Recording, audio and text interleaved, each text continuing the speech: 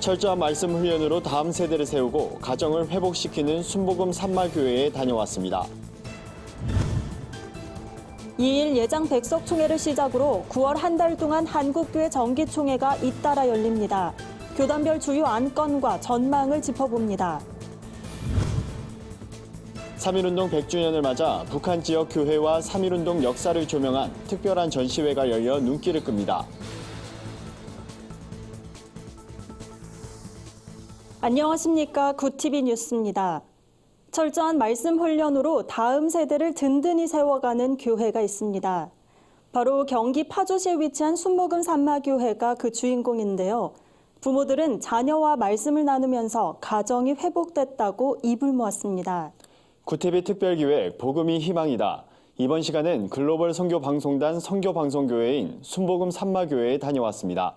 한혜인 앵커입니다.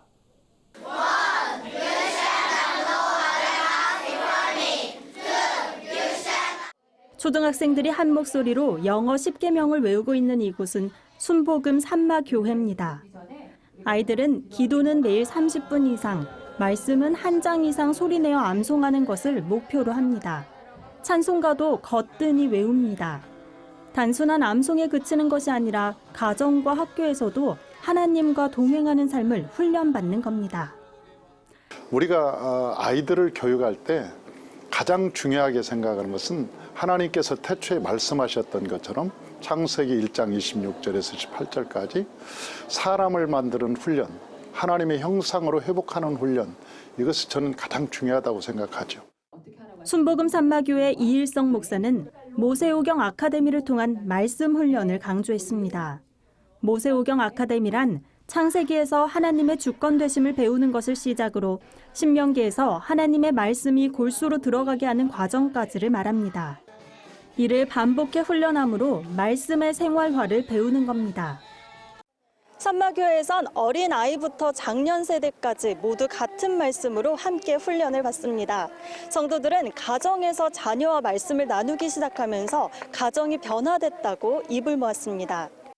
모세오경 훈련은 그 말씀을 엄마가 듣고 깨달아서 가정에 가서 변화된 모습을 보여주는 것입니다. 그 모습을 보고 자녀가 인정해 줄 때 가장 큰 기쁨이 됩니다. 저는 모세오경 훈련을 2학년 때부터 했는데 제 동생에게 장난감을 양보하는 점이 많이 변화됐어요. 네, 부모님의 말씀에 순종하는 것이 말씀을 통해서 가능해졌다고 생각합니다. 저는. 이렇게 훈련받은 아이들은 소그룹의 리더가 돼 교회 인근에서 함께 예배를 드리기도 합니다. 아이들 스스로 건강한 교회 공동체를 세우는 동시에 영적 지도자로 성장하는 훈련을 미리 받는 겁니다. 1995년 건물 지하에서 시작된 교회가 다음 세대를 세우는 교회로 성장하기까지. 그 중심엔 다음 세대를 향한 이일성 목사의 남다른 목회 열정이 있었습니다. 이일성 목사는 세상을 이기는 그리스도인이 필요한 시대라며 하나님의 말씀으로 생활하는 훌륭한 그리스도인이자 세상 앞에서 담대한 지도자를 양육하겠다는 소명을 전했습니다. 구TV 뉴스 한혜인입니다. 한국교회 주요 교단 총회 기간이 돌아왔습니다. 2일 예장 백석총회를 시작으로 교단별 정기총회가 잇따라 열리는데요. 총회장 선거 등 굵직한 안건이 논의될 예정이라 교계의 이목이 집중되고 있습니다. 예장 통합은 23일부터 26일까지 포항 기쁨의 교회에서 제104회 정기총회를 개최합니다.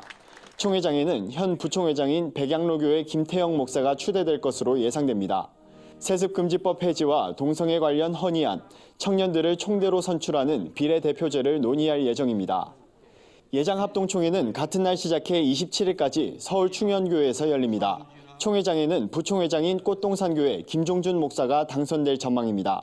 이번 총회에선 총신대학교가 이재서 총장 선출 이후 정상화되고 있는 상황에서 총신대에 대한 교단 통제 강화, 운영이사회 폐지 등이 논의될 것으로 보입니다. 기독교 한국 침례회도 23일부터 26일까지 4일간 홍천 대명콘도에서 제109차 총회를 진행합니다. 총회장 선거를 앞두고 대구중앙침례교회 윤재철 목사와 부양침례교회 윤덕남 목사가 후보 등록을 마쳤습니다. 3.1운동 100주년을 맞아 북한 지역 교회와 역사를 한눈에 볼 수 있는 특별한 전시회가 열렸습니다. 이번 전시는 북한 지역 3.1운동의 역사와 조선 형무소 사진전을 통해 3.1운동에 앞장섰던 기독교인들과 북한 교회의 역사를 만나볼 수 있습니다. 100년의 기억, 1000년의 평화를 주제로 한 이번 전시회에선 이병주 연희전문학교 학생회장의 3.1운동 체험기 자료를 비롯해 서울 숭동교회 차상진 목사와 안동교회 김백원 목사 등이 함께 쓴 12인의 장서 등 100여 점의 실물 자료가 전시됐습니다. 조선 형무소 사진전은 경성 형무소가 간행한 조선 형무소 사진첩을 토대로 일제강점기 수용제도와 기독교 독립운동가들의 수감 생활 등을 소개하고 있습니다. 한편 북한 지역 3.1운동의 발화점인 평양 장대현 교회가 복원된 언덕에는 당시를 떠올리게 하는 태극기 동산을 조성했습니다. 구티비가 발행하는 종합주간지 위클리 굿뉴스의 주요 소식을 김민정 기자가 소개해드립니다.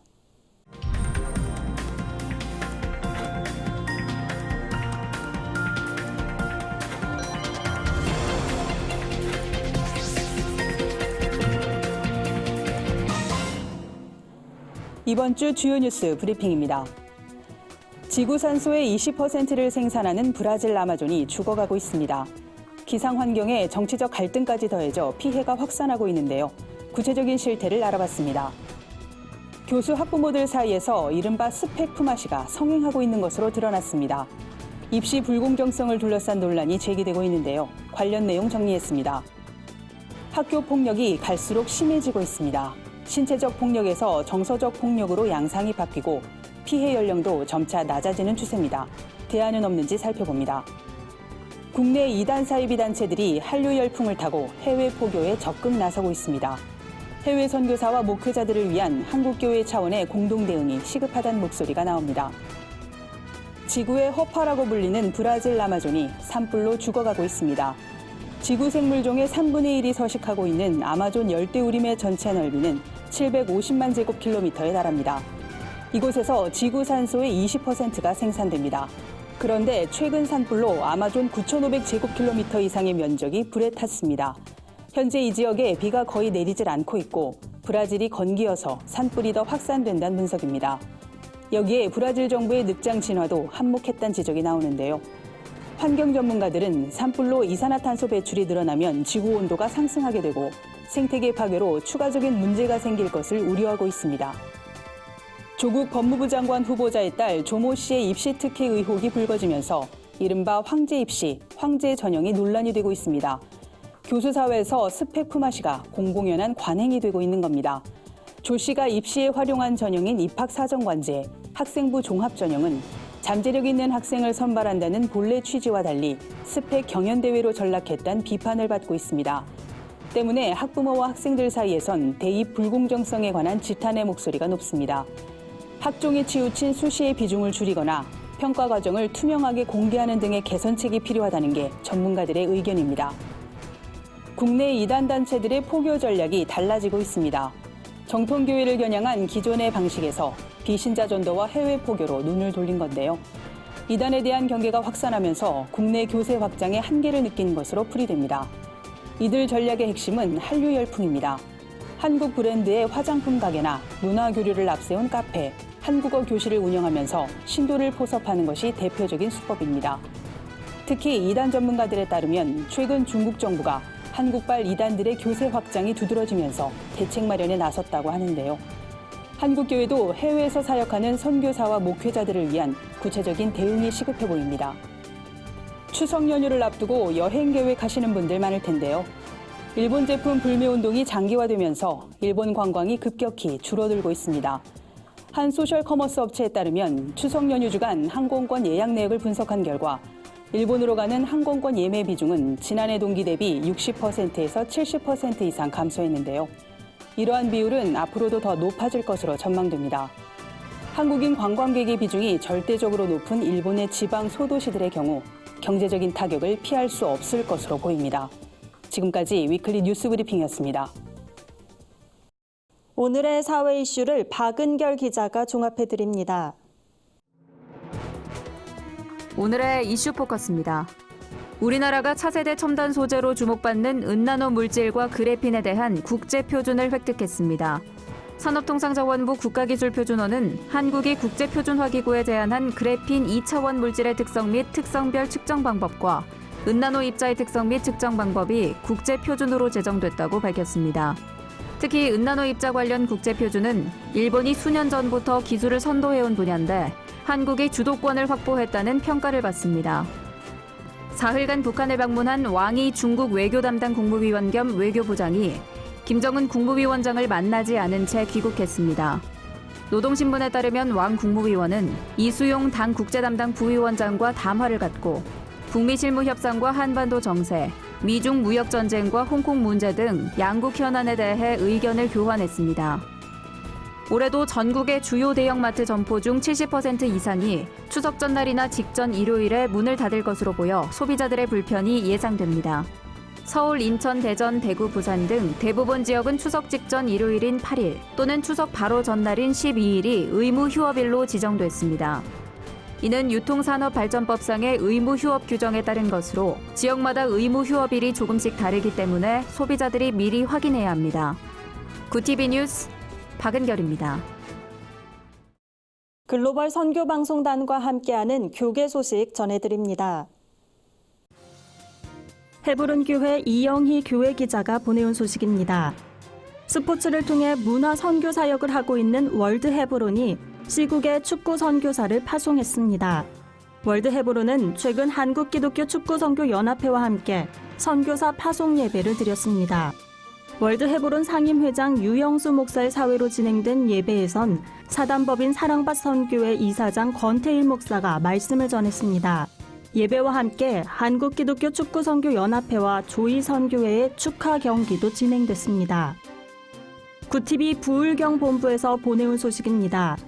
부산광역시가 주최하고 한국장기기증학회와 한국장기기증협회가 주관한 장기기증 활성화 심포지엄이 3일 부산광역시청에서 열렸습니다.